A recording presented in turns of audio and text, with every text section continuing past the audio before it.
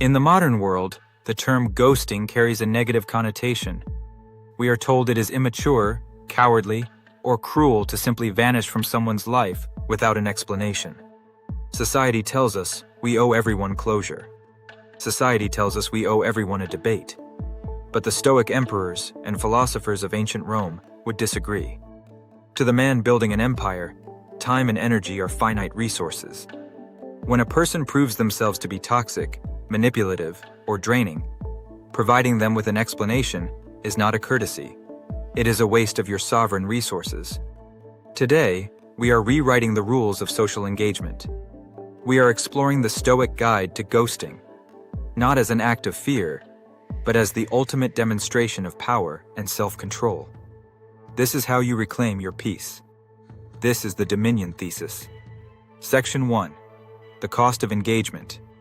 Before we understand the cure, we must understand the disease. Toxic people operate on a currency of attention. Whether they are narcissists, chronic complainers, or subtle saboteurs, they feed on your emotional reaction. Seneca, the great Stoic statesman, warned us about time thieves. He said, "It is not that we have a short time to live, but that we waste a lot of it." Every argument you have with a toxic person is a withdrawal from your life's account that can never be refunded. When you try to explain why you are leaving, or when you try to fix the relationship, you are validating their behavior. You are telling them that they are significant enough to disrupt your mental state. The Stoic realizes that the only winning move is not to play. Ghosting, in this context, is the strategic removal of your attention. It is a refusal to negotiate with a terrorist of the soul. Section 2. The philosophy of indifference. Marcus Aurelius presided over the greatest empire on earth. He dealt with traitors, liars, and schemers daily. His strategy was not to fight them in the mud, but to retreat into his inner citadel. He wrote, "The best revenge is to be unlike him who performed the injury. If a toxic person is loud, you must be silent. If they are chaotic, you must be still. If they demand a reaction, you must provide nothing." This is the principle of Apatheia, Stoic indifference. When you ghost a toxic person, you are treating them as an indifferent. You are acknowledging that they exist, like a storm or a plague, but you are deciding that they will have no impact on your inner world. This silence is not passive, it is aggressive. It creates a vacuum. Toxic people hate silence because it forces them to sit with their own thoughts. By removing yourself without a word, you deny them the victim narrative they crave. You become a ghost, and a ghost cannot be attacked. Section 3. The mechanics of the Stoic Fade. How do you execute this without looking weak? You must understand that you do not need permission to protect your energy. The Stoic Fade is a gradual, deliberate withdrawal of access. It begins with the gray rock method. When you must interact, you become as uninteresting as a gray rock. You offer brief answers. You show no emotion. You provide no fuel. Then, you sever the digital leash. You mute their notifications. You restrict their access to your social media. You stop answering the phone. The modern world demands instant availability. The Stoic rejects this demand. You are the gatekeeper of your own mind. If someone knocks on the door of your house with muddy boots, you do not let them in out of politeness.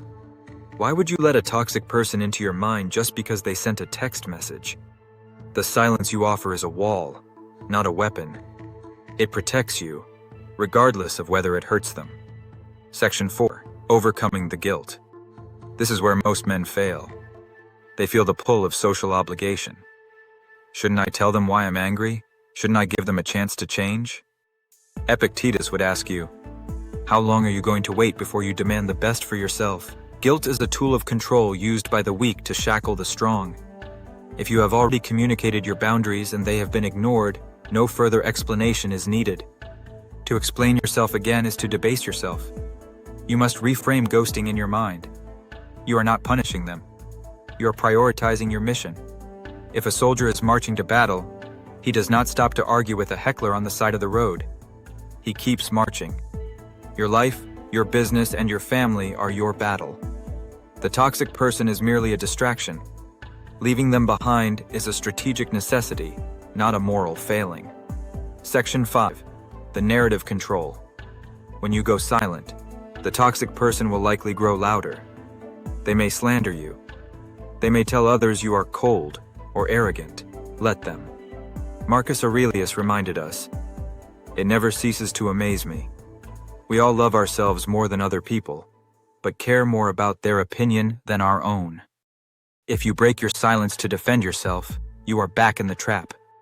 You have given them power over your tongue.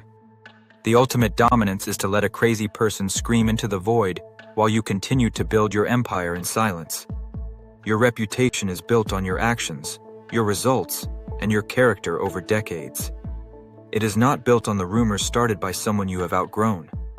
Trust that the people who matter, the people of high value, will see the truth. They will respect silence because they understand the discipline it requires. High-value individuals do not engage in drama. They recognize that silence is the language of the king.